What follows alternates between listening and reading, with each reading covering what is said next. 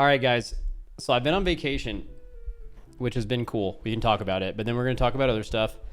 But Frank has been out of work because I haven't been here. So we're going to make Frank some money today. So we're going to overreact to every single change so we can make some videos out of it or something like that.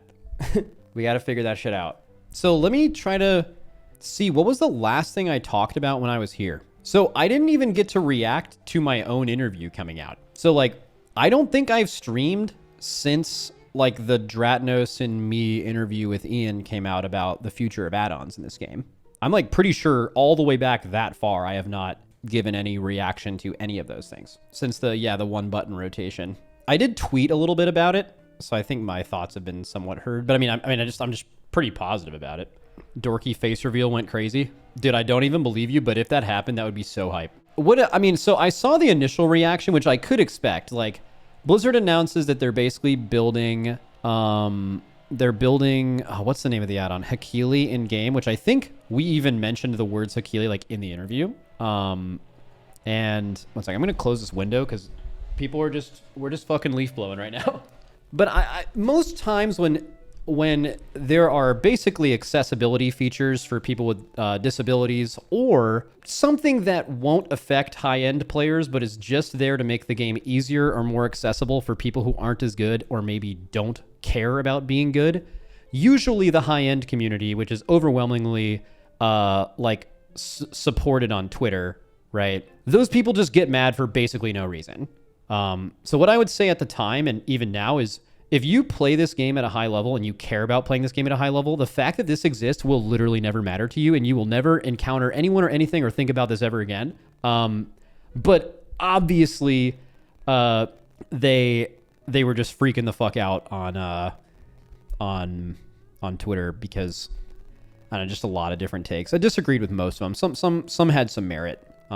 If you're mad about LFR existing, this isn't for you. Yeah, and a lot of those people are mad. Like, I've never heard a credible argument for like, this game has too many difficulties, LFR shouldn't exist. I've never heard an argument about that was like, oh, that makes sense. It's just people like being gatekeepy, basically. Once I heard there was a GCD delay. Yeah, so I mean, there's two parts of it, right? So there's just the Hakili part, which is just a part that shows on your screen that is there to show you like what you should press. And now I haven't seen this on the PTR. I don't know if it's like accurate. In fact, the few things in the game that Blizzard tries to suggest that you do, which is like they give you some like baseline talents. And as far as I can tell, a lot of those are like really bad. So I don't know if this is going to be made well. Typically things that Blizzard introduces into the game that are brand new, like all the way since Legion, they usually take a couple years to like really flesh out and be good. So I don't expect it to be great right away, but the fact that they're making it is still very good. But that is needed. Let's take away the one button thing right now entirely as a just separate issue. Just the Hakili part where it shows you in game, you don't need to download an add-on, and if you want, you can have some rotation assistance. That is huge. If you are mad about this, I am certain that you have not tried to show a new player how to play WoW in a long time. I've done this somewhat recently where my ex-girlfriend was trying to learn WoW and she was playing Frost Mage. And I told her to press Cold Snap and she opened her spell book and I realized that literally every button looked like it could be called Cold Snap. And there was like 30 of them. And I'm like, wow, I've never thought about that because I've played WoW forever. But you know what? That's really fucking confusing. And that totally makes sense. Also, a lot of WoW's rotations can be complex. I think it's really good in this game that there are some button or some specs that are not, right? Why we don't have homogenized difficulty in all of our specs is because we can, if you really want to play the game on easy mode, there's a few specs that are just objectively easy. And that's good for the game. They're also really well made and pretty fun to play at a high level too. Mainly like Ret Paladin and BM Hunter, I think. And I think that is good. But for a lot of the other specs, there's really a lot that can change. And if you're just starting from square one, it's really hard to understand. So without even using the one button thing, I think just as a learning tool, Hakili is just a great thing to use. And then there's the side of Hakili, which is, oh, well, like people are going to complain, oh, you're never going to get good if you use something like that. First of all, I think it's possible you could use something like that and then wean yourself off of it and basically use it to teach you what's good and then remove it once you know, right? A learning tool. And then there are people who use it forever. And then I think the biggest disconnect that I saw on Twitter that day before I left. That was basically the last day I paid attention to any WoW news because, you know, I was pretty involved with it. I was in the interview with him. It's crazy. Okay, it's not surprising knowing Twitter. Like, there's not a lot of socially well-adjusted people on Twitter. Like, it is kind of a hellhole for people who like hellholes. And so I wasn't surprised to see this on Twitter, but the amount of people just simply not understanding that there are a ton of people that play WoW that are not only not good, but do not give a fuck about ever being good at the game. They don't care. They love the game, and being really good at it is not something they care about. That is by far the biggest disconnect. I feel like if more people understood that, there's no way that reaction would have been what it was. Although maybe it is, because most times anything is announced, the reaction is just seen from a negative light because everyone's just like a jaded, been playing WoW for too long and they're not a kid anymore kind of thing. But yeah, that was the main thing. And then the one button rotation. So he answered a lot of questions about this. I think there is potential harm in that. And if it's like, basically, if you're a new player and you could do the learning Hakili thing, or you could just do the one button thing. The reality is most players, even with a whatever GCD penalty it is, I don't know if it was like a point whatever second or just a 25% longer. I think they actually recently changed it. I read a tweet today. But a lot of people, they're like, if you guys have ever seen a bad player before, if you were allowing them to just spam one button and it's actually the right rotation and they have a GCD penalty, they'll do way more damage than they were before. Like way more, because they're literally just backpedaling in circles and just pressing random buttons. We had a potty T recently where like someone was basically pressing Ice Lance as their only button in like a guild, and they were telling people what to do and stuff. Like these people exist all over the place, right? And I think during like using the one button rotation, you will, like, those people will maybe never go back to it because they're like, what the hell? Like, I'm doing, you know, 5 times more damage by just pressing one button than actually trying to play the game. Maybe the game isn't as fun for me anymore because I'm doing that. But maybe those people are equaled out by people who are like, wait, I can actually contribute. I'm not very good at the game. I don't care about being good, but now I can actually feel like I'm not a burden by just pressing this one button or something like that, you know? Replace Ice Lance with just the one button, except you just do more damage, basically. It would make a lot of people play better as well. But I do think it's just so easy to obtain. Like, if doing 75%, if these are made well, and I'm sure there's going to be varying quality of these from spec to spec, but if these are made well, most people who play the game are not going to be able to do 75% of what's capable of your class, and this basically will be able to do that. So it's kind of like, what's the point of trying to learn? And then like maybe the long-term effect of that is that 5 years from now, 10 years from now, people aren't very good because they've just, too many people use this thing. You know what I'm saying? Like, but I'm not quite sure about that, but I think the benefits outweigh. So basically I'm like really high on the Hakili thing, like really, really high on it. I think it's great. The one button rotation was an interesting addition to that, and basically like as far as you could go with that line of thinking. I think it does have some positive benefits, certainly great for anyone with disabilities. And I think that might be like the primary reason for it. But yeah, I'm like a little mix on that one. I think overall good though. And I would say most of the people who are mad about it I would guess, are never going to be negatively interactive with this at all. And they're basically just like yelling at nothing. And then the one take I saw was like, with the one button rotation, we're going to have a lot of bad players now in higher level content. And I actually look at that the opposite way. So if you're looking at a player who's really struggling, they're not doing really well, they're not doing a lot of damage, they're dying to everything, I think the introduction of the one button thing can only potentially help that, because the reason they're dying to everything and not doing a lot of damage is clearly the combination of doing both of those things is overloading their brain. They can't do it. It's too hard. Now, if you just remove one of those things and you just spam one button that you're not even thinking about, any human on earth is going to be way better at the other thing, because you've just removed half or maybe more than half of the things you're thinking about. So if you ever run into those bad players, I would argue if they choose to use that tool, they will probably do better. And maybe you wouldn't even notice them, right? Outside of maybe their movement would be pretty obvious, I think. But I think they'll clearly do better, right? Either way. There's that. And then I think the more interesting part of the interview, which is I think why they probably brought us there. I don't know how long the WoWcast ended up being. We ended up talking for like more than an hour. I'm sure they cut it down a little bit. But the reason they got Dratnos and I out there was to talk about the future of add-ons. Like the first 10 minutes of that was like, here are these two things we're introducing in 11.1.7. But here is what we're planning on doing. And basically they were like, we would like to have DBM in game. Like, hey, you don't need to download DBM. we'll have it available to you, and obviously it'll work and be correct when the patch comes out, because it has to be, because it's made by them, right? It's tied into their fights. There's no weird things that has to be updated for it. We want to remove weak auras that solve fights for you from the game. I don't know of a single person that that is like not a fan of that. I don't there's not a lot of people besides maybe the people who make them that are fans of having weak auras like assign you to everything, right? That sucks. So if they can, and they were very clear about trying to find a way to do that without removing add-ons for the majority of people who aren't in raids, and also not removing weak auras capabilities from just being your UI basically, or being visual, or just changing the way you look at debuffs, right? If you can figure that out. Now, he said this was going to take a long time. We also had a lot of talk off camera about like, one thing that I mentioned to them was like, hey, when you guys mentioned private auras, I had a meeting that day with smart add-on people telling me every single way they could break this. Oh, they're going to do this? We can just do this. Oh, they're going to make this not show up? We could use a macro. We could, there's people who are really, really fucking smart. So the one thing I told them was like, hey, if you're ever thinking about testing this, before you push it to PTR, before you push it live, hire these people as consultants. And I can tell you some of them who they are. I didn't do that, but like, if you guys need to know, I can tell you who. And before you end up pushing it live and I have to have that conversation of how we can break it, you guys should just tell them what you're doing. They will tell you how to break it and then fix that before you push it live, because that will save you a ton of time in troubleshooting, is to just consult all the really smart people about how they're going to break your rules and have them fix it before it comes out. So that was a huge W. Also, they mentioned damage meters, and I thought that was really interesting. They're like, we would like to have damage meters in games, because I think just the entire concept of damage meters in MMOs, or really any live service game, or really any game, is like really fascinating. Because like some games intentionally don't have a damage meter, and I think they have a really good reason to do it. And I totally get the kind of environment they're trying to cultivate. Because like if you have one, there's just inevitably going to be like people who play the game only for those reasons, and they're kind of insufferable, like low key.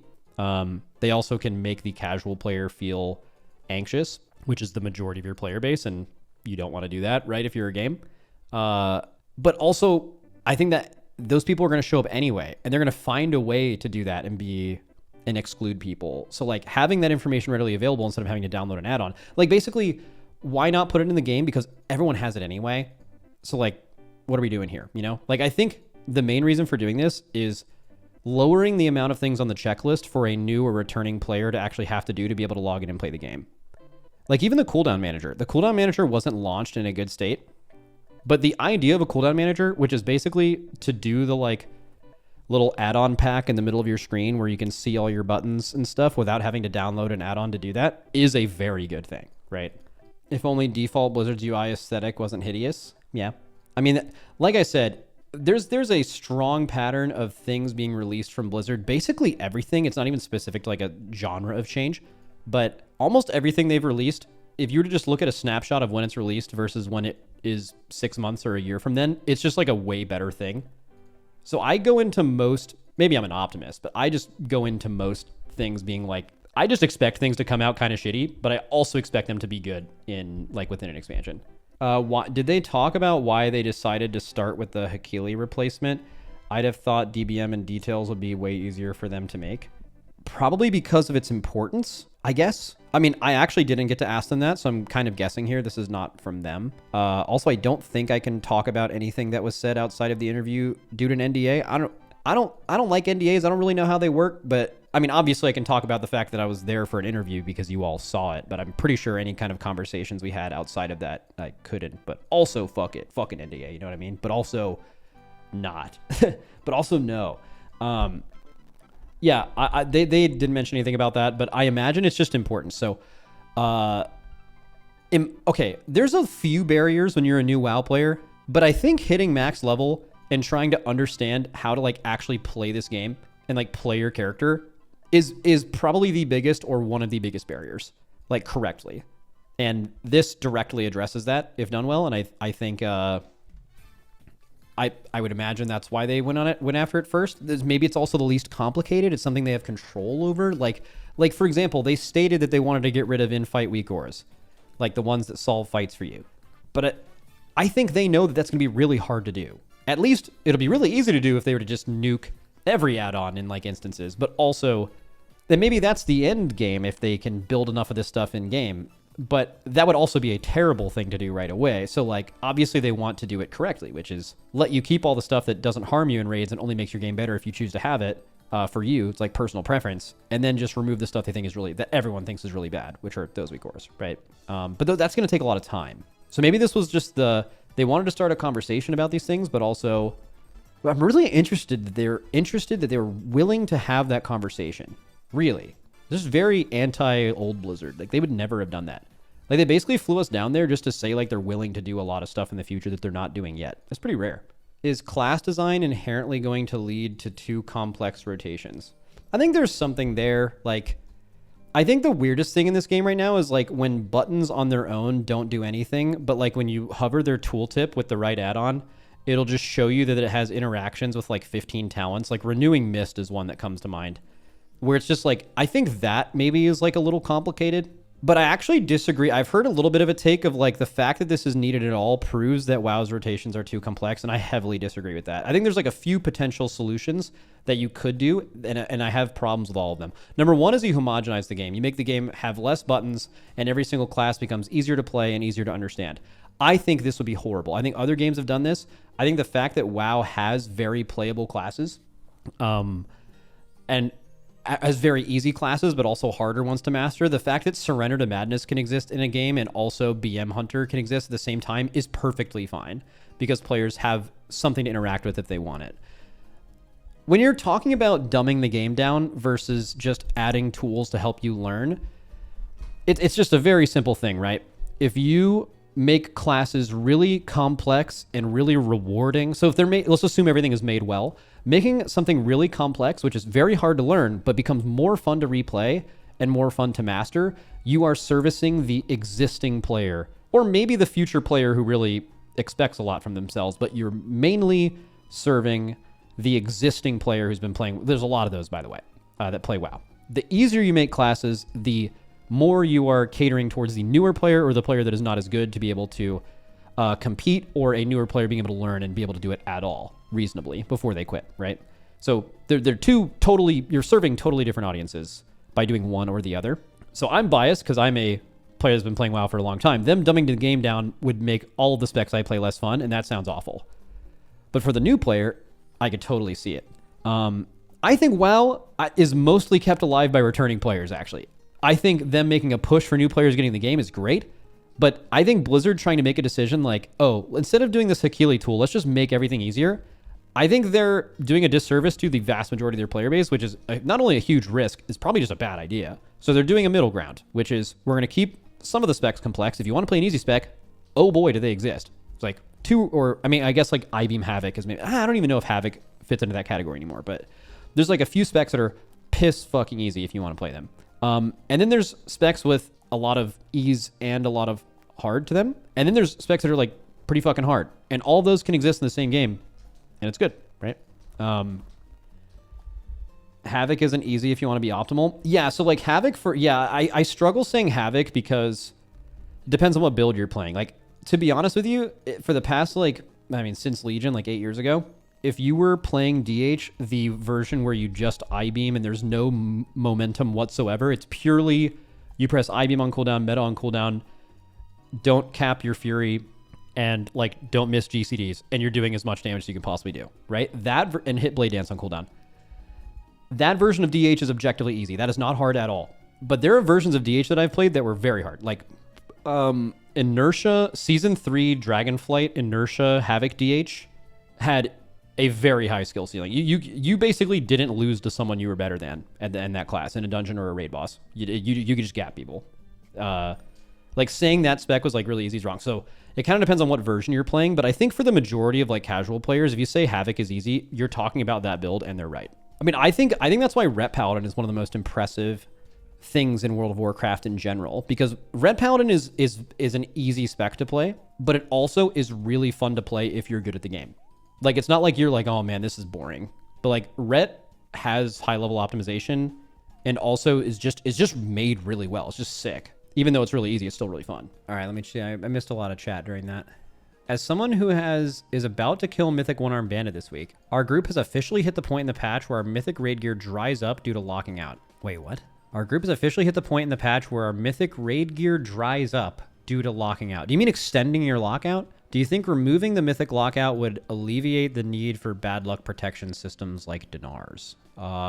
It wouldn't remove the need. I mean, I don't think removing the mythic lockout. I just think making the mythic lockout like heroic has been something I've advocated for years. I just think it would be better in every way. There's also another thing I think would be really good, but I don't know how to accomplish it without it being abused. But if your raid guild has 21 or 22 people, you hate sitting on the bench, right? Or maybe you like it. But let's just say you're someone who wants to be in, but you're just the odd man out. Your class isn't good for that fight. You're the 5th healer, like whatever, just anything. When you kill that boss, I think those players should get loot. That doesn't really make sense in like the way MMOs normally work. You have to like do something to get loot, but like in that specific situation, those people are taking a sacrifice by not being in. I think those people should just have this. No, they don't guaranteed get loot. They have the same chance of getting loot as everyone else. So I don't even know what that would be. But I don't know how you can make that without abusing. It's like, let's just say the people in groups 5 and 6 are eligible for loot, but then you would just sell those spots. You know what I'm saying? Like I don't know how you could do this organically without it just being abused. But if they could ever figure that out, it would be really cool. I don't know. Maybe it's like if you've killed previous mythic bosses. So like you make sure everyone in your guild gets a kill on the first 3. But then when you kill boss 5, like, or if you get a kill in that lockout early on, like you're eligible for loot later, less likely to be abused. Could still, I don't know. I'm cooking right now, and I'm not cooking something. I am cooking something good. I just have all the wrong ingredients at the moment. You know what I mean? I got the right idea. Just make everyone promise not to abuse. Yeah, that would work. I think that would certainly work. I feel like it compounds the issue of nobody getting something like House of Cards if you only ever get loot from prog kill because you have to keep extending. Yeah, I mean, there's also another thing that's really interesting about this patch. With MMO loot philosophy, you should be rewarded for doing something. If you do something more difficult, it should give you better loot, right? I mean, that's not even MMOs. That's just like any game. That should be true. And in this raid with like trinkets and stuff, that's actually so true. Like the stuff from the early bosses, as opposed to like previous raids for sure, drops absolute shit. It's terrible. And the great gear is at the end of the raid, which is, in a way of thinking about it, like a game design aspect, that should be true, right? Or there's an argument that should be true, but it also is making people extra mad because it's also infinitely less obtainable. And there's like, you have to balance like how many people want the best loot versus are able to get the thing, right? And then there's raid loot being just better than Mythic Plus loot, which if you look at difficulty in the first like 2-3 weeks of the expansion, doing like the Mythic end boss, so like Ansarek, or I mean, even, you know, Galliwix wasn't super hard, but even just getting past Mugsy, right? That's the hardest thing you can do in PvE WoW in the first 2 to 3 weeks. So the fact that it gives the best loot at that time is accurate. That is correct. But then at a certain point, raids only get easier and easier. You get better and better gear, and bosses get nerfed, and then we get turbo boosted, and we get corruption, whatever, right?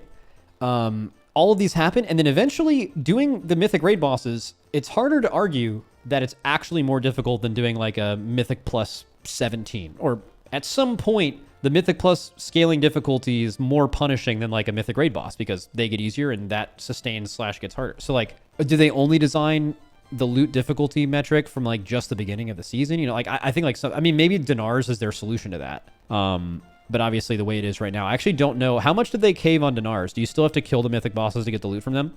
Yeah. I mean, we talked about this. This I gave my take on before we left, so I don't have to redo that. But I mean, I understand why a game designer would want to do that. In the same way with the Catalyst was clearly way too late before it got to the spot it was supposed to be. And now I think it's quite good. But like, this is the first time they're introducing Dinars in a real season. I think they're terrified of giving you too much and it being, you just get all the best loot in the game for free, right? I don't think they want to do that. They want to have you work for it. But I think you should be able to work for a Mythic raid trinket from exclusively doing Mythic Plus because you are doing something challenging enough. You just have to find a way to prove it. I think in future seasons it'll get better, just like the Catalyst did. But I do get why they're super scared of just giving you everything at once. But I also don't really know that argument, but I can imagine a dev giving it really well and just being like, this is the sacred thing. Like, okay. I think my official stance on it, while I don't really remember, I'll just give it again. My official stance on it was, if people are still playing your game all the time 3 months into your patch, just fucking give them a Mythic raid trinket.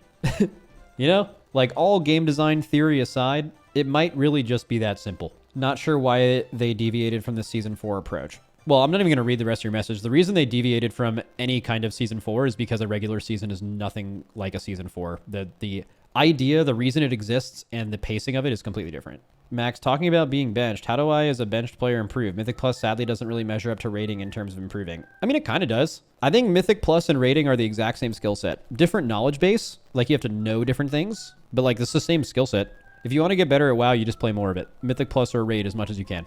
You know, who knows? That's as much time as you got. If you want to get better, spend it on playing PvE World of Warcraft. You'll get better. The number of Mythic Plusers that do Mythic Raid equivalent... that do the Mythic Raid equivalent of keys. Wait, I don't even understand what you're saying. The number of Mythic Plusers that do the Mythic Raid equivalent of keys. Oh, so like hard enough Mythic Plus to be Mythic Raid equivalent, I see. Which, by the way, I don't know exactly what that number is. Mostly because when you're talking about Mythic Raid, what is Mythic Raid difficulty?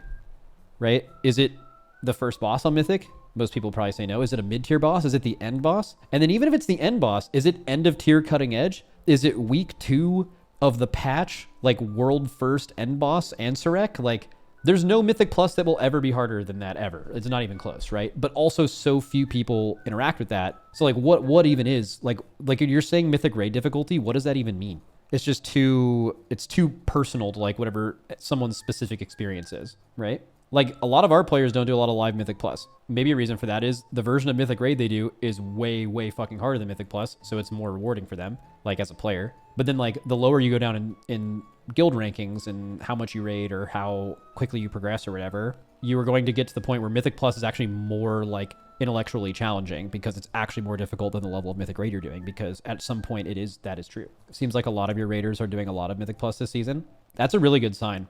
But also in the few amount of Mythic Pluses that I did this season, which I think I did like 20 dungeons or so, that was a lot of fun. Like I think they cooked for sure. They made a lot of good changes. It's supposed to be somewhere around 3k IO, I think. I mean, this is just, okay, what level keys is 3k IO?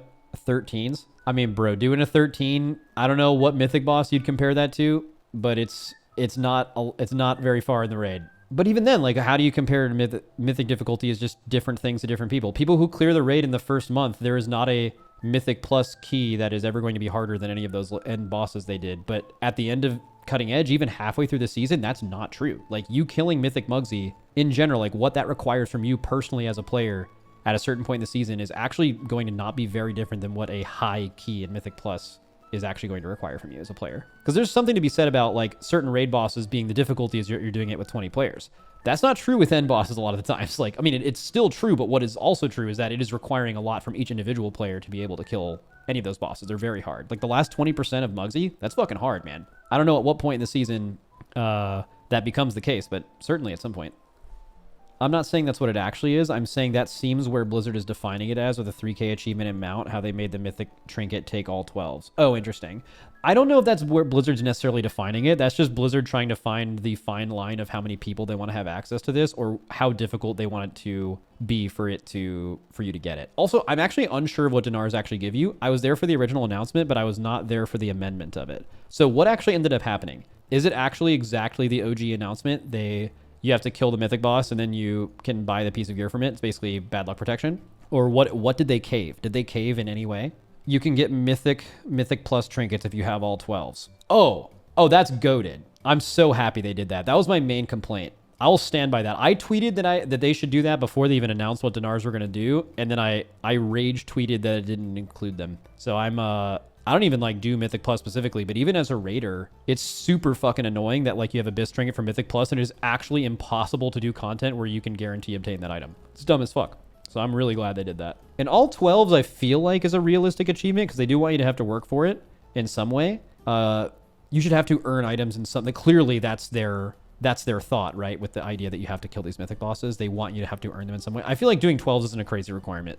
I'm going to say 12s are not that hard. I understand that might offend some people, but I also feel like with a group of 5 people, like 12s are not very hard. Also, especially with the turbo boost. Max, stop trying to make this seem like you did this. We will still never forgive you for killing AMZ. Bro, why are you talking about old shit right now? Think about it. The way Dinars were in the past didn't have any problems. Why change the way they were? Because Dinars existed when there were 3 rotating raids. And you could be wanting like basically because you can't farm the same raid every week, it's I mean, you could argue it's 3 times harder, but like it's infinitely fucking harder to get a specific piece you want. So Dinars existed so you could get across that gap. It existed purely because of raid. Now I'm not saying they couldn't put that in a patch and it be fair. I'm just telling you from like a Blizzard point of view. This isn't like their official stance, obviously, either. But I think it's pretty obvious that knowing them, like if they're gonna put Dinars in the game, they're clearly going to be more restrictive than in a patch where it's a throwaway end of season patch, and also the original reason for them existing, which is purely we have rotating raids, so it's really hard to target a specific item. That's really good. If that problem that created the Dinar solution no longer exists, but people are like, we want Dinars, and what they basically mean by that is we want some way to acquire these pieces later in the season. Blizzard's like, all right, bet, cool, we'll do it. Took years, but we're doing it, right? It's gonna be more restrictive than that. That's the answer of why. You have to understand like problem solution. Why was this ever created? It is their official stance. They explained this exact reasoning in a blue post. Yeah, and the reality is, if enough people get mad about it, they will eventually cave. Like, I just want to keep pointing out, for like multiple seasons in a row, the Catalyst came out 8 weeks after the season dropped. If you're new to this game, I'm not even making that up. The Catalyst was unable to be interacted with in any way until 8 weeks went by. Real shit. You just didn't have your tier set for like a month. Max, I despise the fact that trinkets and weapons are so much more important than other slots. Do you think there should be vast differences in how much impact slots have one of your theoretical output, or could it be sacked to make not getting the big slots less annoying and frustrating? That's very interesting. So it totally depends on what you want out of the game. I'm someone who like just wants to play the game. Like think about JB, right? You guys know JB? So JB like wants the season to launch, and you have a tournament realm vendor where you can buy all the best gear, and literally from minute 1 of the patch, you're just slamming high keys with preset gear and groups, and there's literally no gearing system. This, by the way, this is obviously the most extreme argument, but like there are some people who play the game that only care about gameplay and like fucking that's it, right? Then there's people who like care about the fact that it's an RPG. So I think trinkets and weapons being super powerful is fine for the game, but I also like for example, if you remember like back when WoW was really magical to you, you're like probably a kid, you're like a little younger, like you remember that feeling when you looted like the craziest weapon or like the craziest trinket and now you pop the fuck off? That feeling is something that Blizzard is really trying to evoke from you. That's the reason why gear in this game is different than like Final Fantasy, for example, where gear is like totally a means to an end. But they care about you feeling that way. If you've been playing WoW for a really long time and that feeling no longer matters to you, and now you're just stuck in this, like, you're like hate playing the game, basically, like this probably means nothing to you. But I think Blizzard wants those WoW moments. And I think the whole idea that like, oh, well, every piece of gear should be an equal upgrade is like, they would probably argue is kind of boring. And it is cool that like there are certain pieces that like give you a little bit extra pop, you know? It's a little something to look forward to. Like, Legion legendaries were really problematic, and I remember being really mad about it at the time. But like, if you were someone who looted your best Legion legendary in the first like 3 months of that expansion, which was really rare, you probably remember what day it was, exactly where you were when you looted it, and it was probably a like important part of that year for you, or maybe your WoW playing history, right?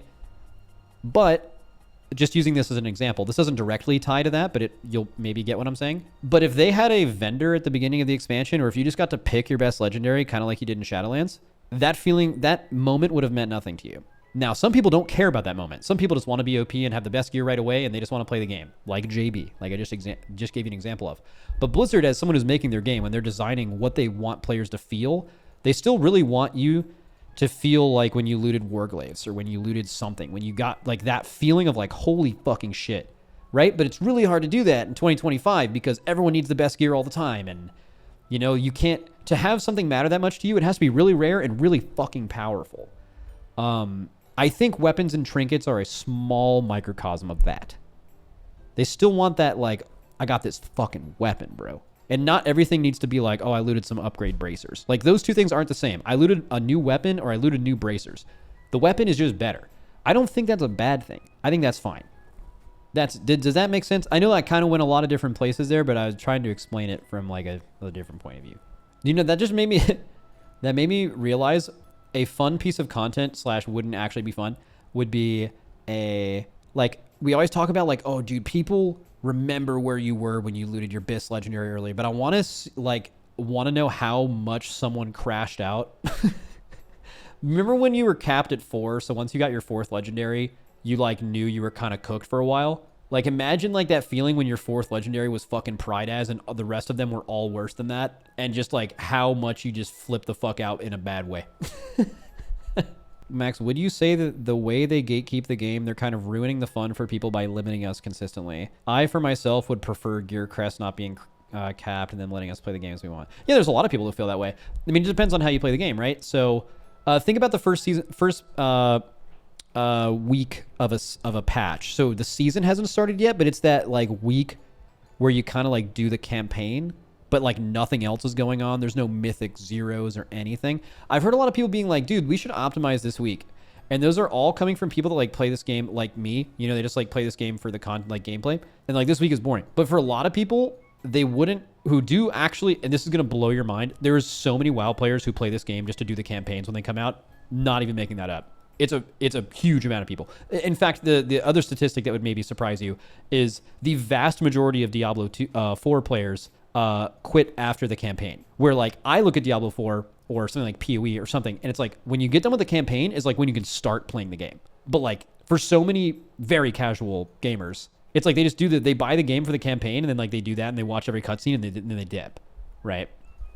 So there's a lot of people like that in WoW. They would feel Blizzard doesn't want you to have to like think about doing the campaign versus like, oh, I need to start grinding Mythic Plus right away, which is why they don't release it all at once. So they're trying to balance the two things players want. Like basically in Borrowed Power expansions, they had the opposite of this. From the second this shit came out, you could just endlessly grind, and you probably loved that, right? From the way I read your message, you're probably someone that's like, yo, I need this shit. Like I want to log in, and every time I log in, I can get more powerful, like fucking dopamine. Give me that shit now. Right? But for a lot of people, they felt a ton of FOMO from that. This is basically the same argument.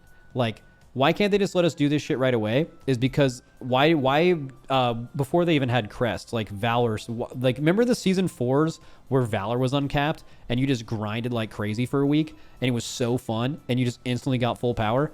That was great for people like you and for people like me. But for other people, they're like, I can't play the game this much and now I'm permanently behind forever and I'm quitting this patch, right? So they need to find a balance between those two types of players. And maybe this will be news to you or maybe not. There are way more of the second player than there are of you and me. Like 10 times more. Probably more than that. So that's the reason why stuff like that exists. Stuff that you see as gatekeeping, I don't know what you're talking about specifically, but almost all things that people like you and me talk about with gatekeeping exist for the sole purpose of making the majority of players not feel like they're permanently behind and want to quit.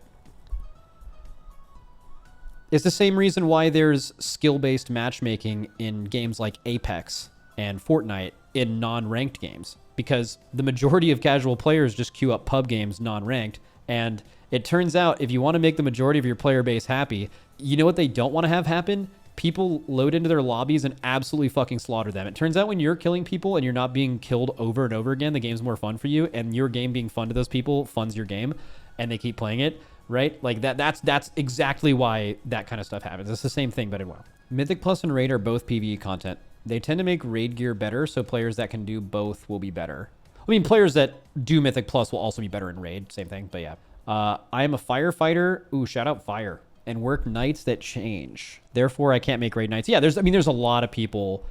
The biggest issue with raid is that it intentionally requires a schedule and people communicating in voice, and it requires a lot of people. But that's very intentional, right? So like, it is, you are fucked if you have like a rotating schedule and can't make that basically, which sucks. Which is why Mythic Plus is great for the game, because you can kind of just play whenever you want. So I do, then of course after that you say, so I do Mythic Plus, but I can never get to the top gear in game compared to other Mythic Plus players that can raid, which is why I was not happy with Dinar.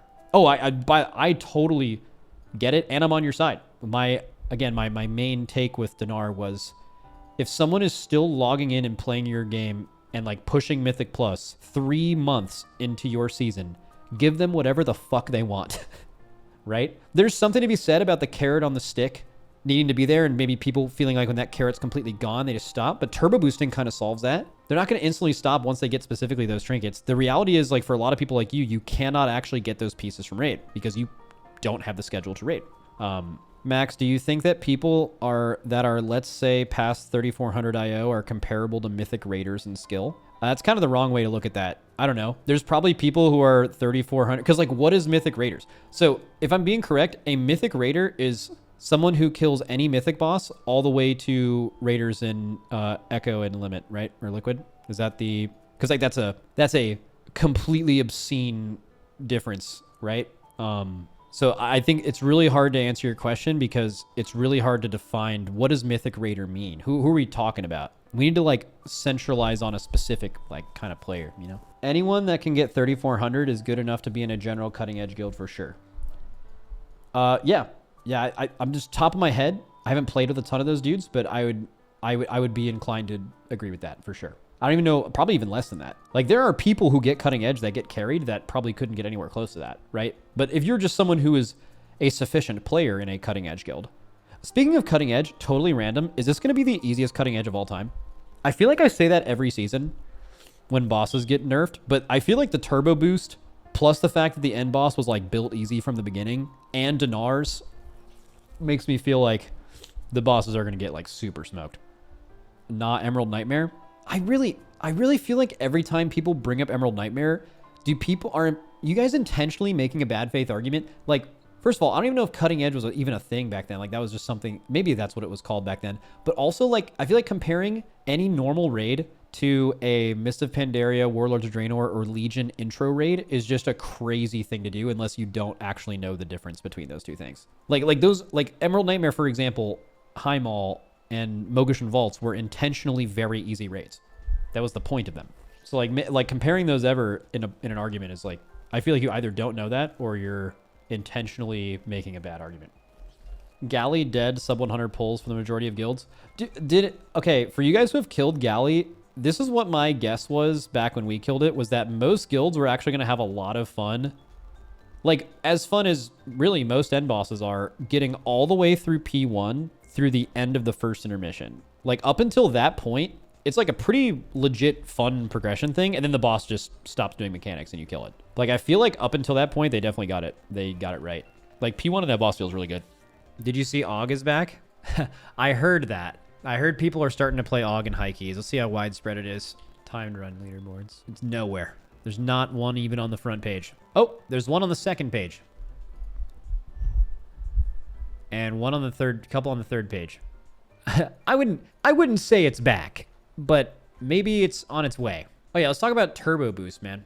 Max, do you think the Turbo Boost has the same effect as a push week? All my friends are gaming. I mean, one of the most famous carrot on a stick, why do you log in and play WoW every day? Is it for the gameplay? Sure, but yeah, it also helps when you're logging in for the combo of the gameplay plus I'm making my guy stronger. My guy's getting huge, right? So Turbo Boost is like, it's a mad dash to like play the shit out. All the grinders. If your friends are grinders, dude, the Turbo Boost is sick. Yeah, so I think it's not surprising that's the case. It's like when they release Season 4 and there's Uncapped Valor. It's like the same vibe. You just have all these crests and the ability to make your gear better. It's going to make Valor Stones feel like fucking shit, though. I can tell you that. Unless you were preparing for it. Reminder that they need to remove Valor Stones. Yeah, no, I've never moved from that stance. Think Valor Stones are bad. All good, though. I can tell you why I'm a fan of Turbo Boosts. Can anyone actually guess? If you guys were to guess why I specifically am a fan of Turbo Boosting. It's so insanely biased and like only something that would matter to me. Cool name? No, that's a good guess though. Sell runs? Nope, don't care about that. Raid sales literally never crossed my mind all year unless you type it. Carries? No. Stronger guys next patch? Close.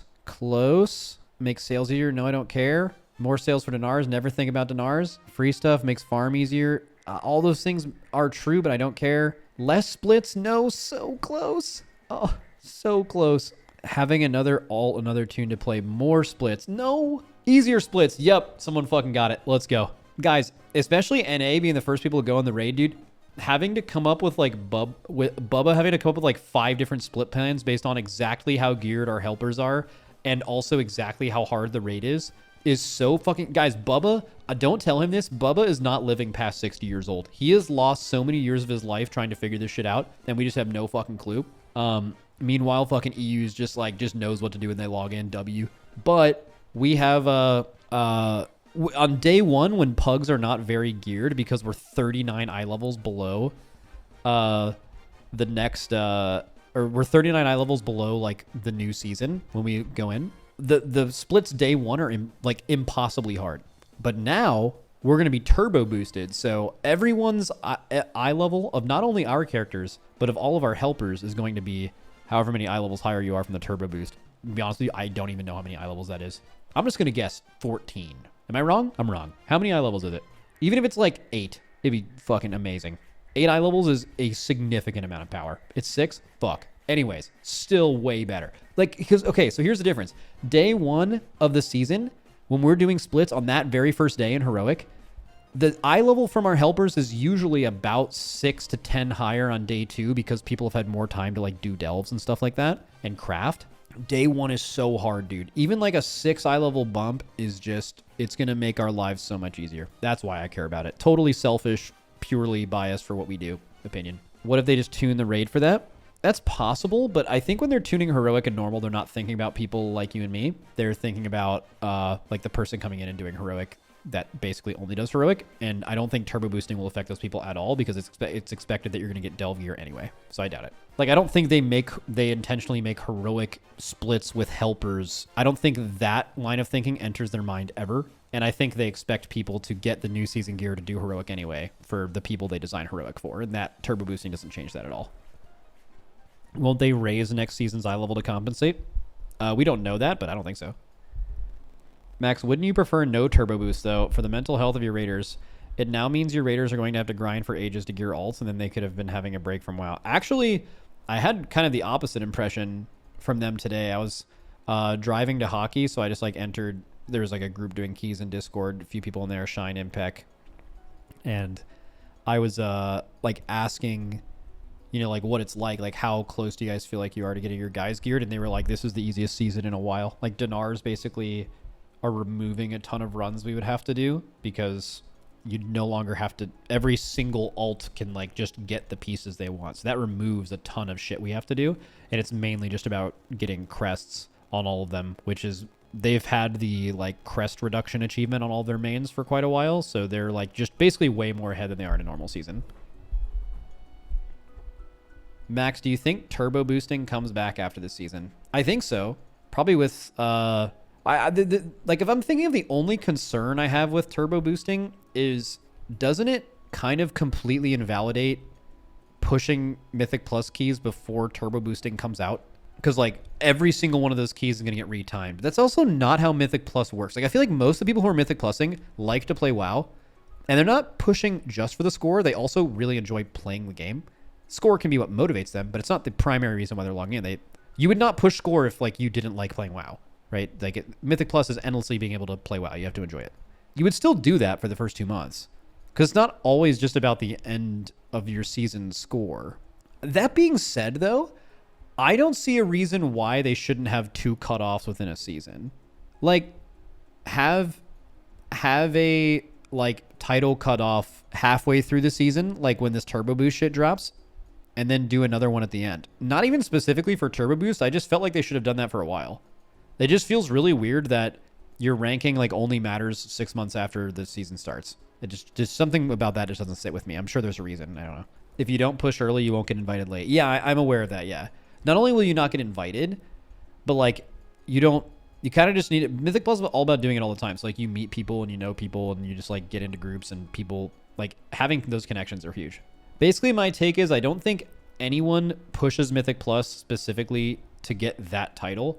I think that is a secondary motivation behind just wanting to play the game. Because the reality is if you don't actually want to play the game, like you don't have that much fun when you're doing it, the reality of you playing enough to actually push for title just sounds like a completely psychotic thing to do. You have to fucking love playing WoW. Which, by the way, WoW PvE fucking owns. It's insanely fun. So, makes sense. Like, I always think that's secondary. It's almost like a reward for doing it. Like, bro, I don't really like playing PvE WoW very much, but I'm going to do keys for 6 months to get this title. Like, that is like, bro, what do you have going on in your life right now? It is not good. Did he talk about Legion Remix? I just woke up. Oh, no, we haven't talked about that at all. I mean, we assumed a while ago that they were going to do that. They did a mop remix, which was, I think, not implemented super well. Not uncommon for new things they're trying when they're cooking shit up, but great that they tried it. And I think a lot of people just, even though it was like really rocky and it had a lot of like nerfs and under and over tunings and just weird shit like that, most people who interacted with it that, you know, don't just hate everything are like, this was great. This was really cool. I'm glad it's so much better that this existed and didn't exist as an alternative, you know. But as most things Blizzard does, it's going to be better the next time they do it. And Legion was another thing that people really, really like. So I think it'll be fun. I'm surprised / not really surprised that they skipped WoD in the whole remix thing, but you know, whatever. But I think maybe another reason they want to do Legion is like clearly Mythic Plus was going to be a part of it. And that's something they couldn't really do in WoD. I guess they could. They could like retro Mythic Plus it. Maybe that'd take a lot more work. Had its problems, but was also a complete banger. Yeah. Unpopular opinion, I think WoD Remix would go hard with the raids. Yeah, I mean, it could have been fine. It's not surprising they did Legion. I don't know any of the information about it. So did they announce Legion Remix? Okay, here it was. 5 days ago, Legion Remix officially announced. But do we know like all the info or do we know like some info? New remix features, Mythic Plus and the Shattered Timeline. Wouldn't it be cool if you could do Mythic Keystones with the wild item scaling of Remix and see how far you can go? They think it will be really fun for players to find new ways to completely break that system, so Mythic Plus will be fully available. I mean, okay, now thinking about it, bro, you got so OP with MOP remix items. I wonder if they're going to just overall tone that shit down, or else Mythic Plus is going to be a legit meme. Like, you'll be able to do like a 100. Like, I mean, there was, I'm pretty sure early on in MOP remix, and maybe they're going to try to avoid this, I'm pretty sure you were invulnerable. Like, you basically couldn't take damage. You had so many absorbs on you, at least in a raid environment, and you did basically infinite damage. But it sounds like they're like, yeah, that would be cool. Let's see how high you can go. So maybe people will legit be doing 50s. That would be sick. Like, what level do you go where you finally get one shot? And then now you get one shot and you're no longer invulnerable. You need to find a new way to be invulnerable. Yeah, fuck it. I like it. Did Blizzard say that, or is it a Wowhead editorial? I don't know. I don't really care enough to look it up either. For those players who find more enjoyment in the open world, the team is excited to do a new experiment in Remix's more closed system. What does that mean? Introducing a new increased difficulty world tier inspired by Diablo called the Shattered Timeline, where everything went worse. It will challenge open world players in new and exciting ways. That sounds like something where players like you and me, this isn't designed for and won't really care for or matter. And it has a chance to, but most likely you would just be smart to not get your hopes up for this being really cool for you. But I think maybe for other people it'd be cool. I'm just trying to, like doing world quests is like harder, I guess, if the rewards are better. I mean, they've definitely never done this in WoW, so it's something to be interested in to try. I mean, actually, is this kind of, are they kind of cooking a little bit? Because like you hit max level, and like when you're first max level in an expansion, like the open world is like super dangerous, and then like eventually it's just all the mobs instantly die, like even like before one entire season's over, and then they never really scale with you. Is there a world where that makes sense? I mean, I think so, because isn't like some of the reason people like Classic is like you have to like 1v1 some mob in some random zone, and you can't just like AoE pull everything and kill stuff. Like the open world can kill you. There's other major reasons people enjoy Classic, but I think that's a major one. That feeling is like a completely different one than retail, the leveling experience and like open world experience. So like there's some merit to say that like the world out there being way harder could be cool. I just think the rewards would have to come with it most likely. I don't know, that'd be interesting. Certainly would be something where you could maybe tie a version of that into retail if it ends up working.